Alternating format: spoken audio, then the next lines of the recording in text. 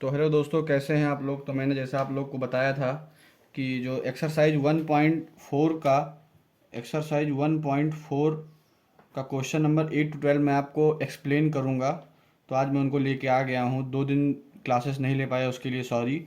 तो मैंने यहाँ ऑलरेडी आंसर्स लिख के लाए हुए हैं, तो आप लोग को समझा दूं जिससे मैं इसमें मैं क्वेश्चन नंबर 8 का फर्स्ट पार्ट, वो एक पार्ट बता रहा हूँ, बाकी आप लोग कर लीजिएगा इसी तरीके से।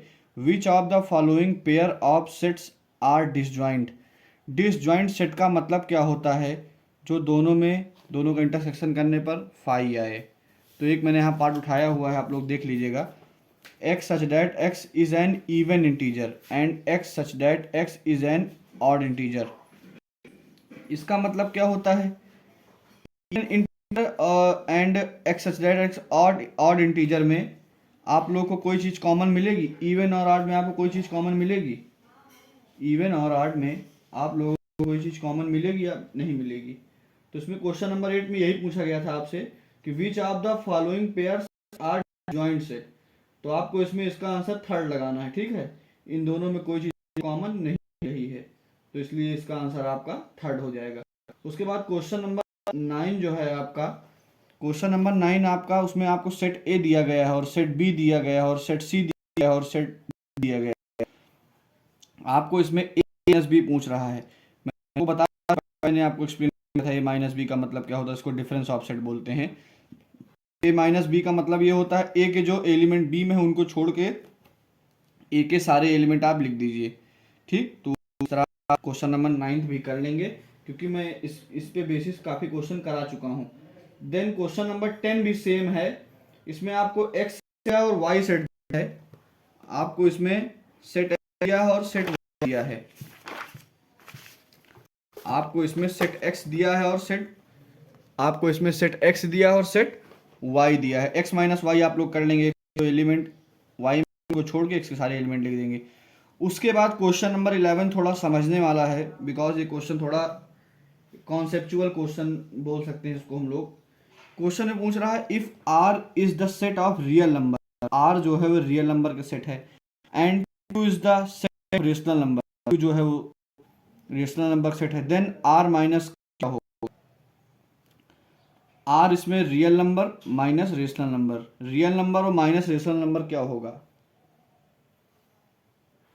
Real number minus rational number आपका इरेशनल नंबर होगा, वाई। बहुत लोग के दिमाग में आएगा वाई, बिकॉज रियल नंबर जो होता है वो होता है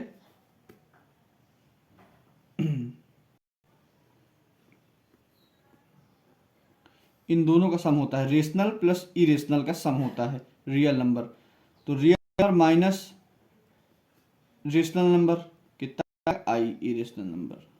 तो आप लोग समझ गए होंगे। रियल नंबर जो होता है वो रेशनल नंबर और इरेशनल नंबर का सम होता है। तो आप इसको इधर भेज देंगे, माइनस में आ जाएगा इसका वैल्यू आई। डायरेक्ट आप लोग बोल सकते हैं इसको। Question number 12 and last exercise of 1.4 का जो है, उसमें पूछ रहा है state whether each of the following statements is true और फॉल्स, जस्टिफाई योर आंसर। इसमें आपको सेट ये दिया गया है, सेट ये दिया गया है। आर डिसजॉइंट सेट, इन दोनों में कॉमन कुछ है या नहीं? अगर इन दोनों में कॉमन जो कुछ होगा दोनों में कॉमन, तो डिसजॉइंट सेट नहीं होगा। इन दोनों में कुछ कॉमन है? 2 3 4 5 3 6, इन दोनों में आपको 3 कॉमन मिल रहा है, तो डिसजॉइंट सेट है? नहीं है। क्यों? क्योंकि डिसजॉइंट सेट का जो दोनों में कॉमन 5 होता है, मतलब दोनों में कॉमन कुछ नहीं होता, तो उसका फॉल्स होगा। इसी तरह आप लोग कर लेंगे डिसजॉइंट है या नहीं, फॉल्स। क्यों है नहीं सेट? बिकॉज इसमें हमको ए कॉमन मिल रहा है, दोनों में कॉमन मिल रहा है, ठीक। तो आप लोग समझ गए। इसी तरह 2 6 10 14 3 7 are disjoint set, yes, because इन दोनों में हमको कोई चीज नहीं मिल रही है। तो इसके साथ हमारा एक्सरसाइज पॉइंट है एनसीईआरटी के अकॉर्डिंग। उसके बाद हमने कहा था एक्सरसाइज 1.5 का क्वेश्चन नंबर 4 बताने के लिए और 6 बताने के लिए। तो क्वेश्चन नंबर 4 6 बताने के लिए, क्वेश्चन नंबर 4 तो काफ़ी अच्छा क्वेश्चन है क्योंकि उसमें वेरीफाई करना है और ये क्वेश्चन काफ़ी बार आपके पूछा जा चुका है आप लोगों से। तो चलते हैं क्वेश्चन नंबर 4 की ओर। एक्सरसाइज 1.5 एक्सरसाइज 1.5 तो इफ यूनिवर्सल सेट दिया गया है, ए दिया गया है, बी दिया गया है, verified A union B complement A complement intersection B complement. मैंने आपको बताया था क्वेश्चन, इसके बेसिस पे क्वेश्चन कराए थे, बट इसमें आपको वेरीफाई करना है। सबसे पहले हम लोग लेफ्ट हैंड साइड ले लेंगे। लेफ्ट हैंड साइड दिया है ए यूनियन बी कॉम्प्लीमेंट, तो ए यूनियन बी हम लोग सबसे पहले निकालेंगे। ए यूनियन मतलब दोनों में कॉमन हो उनको सिंगल टाइम, बाकी दोनों के सारे एलिमेंट लिख देना है, ठीक। उसके बाद फिर ए यूनियन बी का कॉम्प्लीमेंट क्या होता है, U minus A union B. जैसे मैंने आपको बताया था कि ए कॉम्प्लीमेंट क्या होता है, यू माइनस ए होता है, उसी तरह बी कॉम्प्लीमेंट मैंने बताया था आपको यू माइनस बी होता है। उसी तरह ए यूनियन बी का जो कॉम्प्लीमेंट होगा वो होगा U minus A union B, ठीक। तो हम लोग ए यूनियन बी ऑलरेडी निकाल चुके हैं। यू में से यू के जो एलिमेंट इनमें हैं उनको छोड़ के सारे एलिमेंट, इनमें कौन कौन से एलिमेंट यू के हैं, सारे हैं 1 और 9 को छोड़ के 1 और 9 आ जाएगा। इसी तरह आरएचएस आप लोग A complement intersection B complement, ठीक।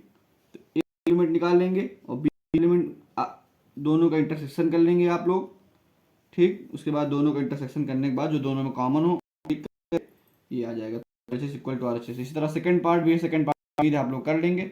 बाकी यहाँ देखिए आप लोगों को दिखाई पड़ रहा होगा क्लियरली, समझ गए लोग।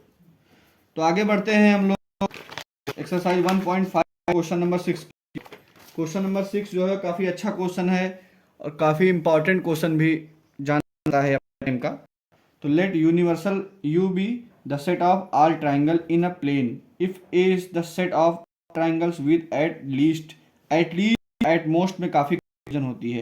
तो एट लीस्ट का मतलब होता है कम एक एंगल जो उसका अलग हो फ्रॉम 60 डिग्री से, ठीक। तो what is complement of A. तो यूनियन आपने ले लिया, suppose the set of all triangle in a plane, ठीक। सेट ए आपने ले लिया the set of all triangles with at least 60 degree. तो कॉम्प्लीमेंट ऑफ ए आपका क्या होता है, यू माइनस ए होता है। उनको यू के जो एलिमेंट ए में है उनको छोड़ के यू के सारे एलिमेंट आप लिख दीजिए, ऐसे समझिए आप। तो ए कॉम्प्लीमेंट कितना हो जाए, the set of all equilateral triangle. तो आपका क्या बनेगा, इक्विलेटरल ट्राइंगल बनेगा, ठीक। तो क्वेश्चन नंबर 7 तो इजी था बट मैं बताने जा रहा हूँ।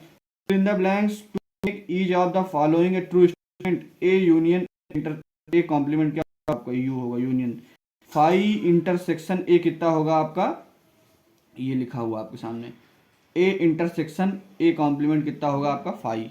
तो इसी के साथ आपकी एक्सरसाइज 1.5 भी खत्म हो गई और आपका जो एक्सरसाइज 1.6 है आपका आपकी सीबीएसई ने डिलीट कर दिया है, तो आपको ये पढ़ने की ज़रूरत नहीं है। बाकी कुछ क्वेश्चन समझा देंगे हम आपको जिससे आप लोग कन्फ्यूजन ना हो। तो ठीक है, हम लोग नेक्स्ट लेक्चर लोग अपना ये जो आपका एक्सरसाइज 1.6 है इसी तरह मैं संडे मंडे को बता दिया करूँगा। बाकी अब से आपका नया चैप्टर स्टार्ट होगा, आपका नया चैप्टर जो कि बताया था रिलेशन फंक्शन में बात स्टार्ट करूँगा। उस पहले मैं आपका ट्रिग्नोमेट्रिक फंक्शन स्टार्ट करूँगा, ठीक है। तो उम्मीद है आप लोग को पसंद आया होगा। Thank you and have a nice day.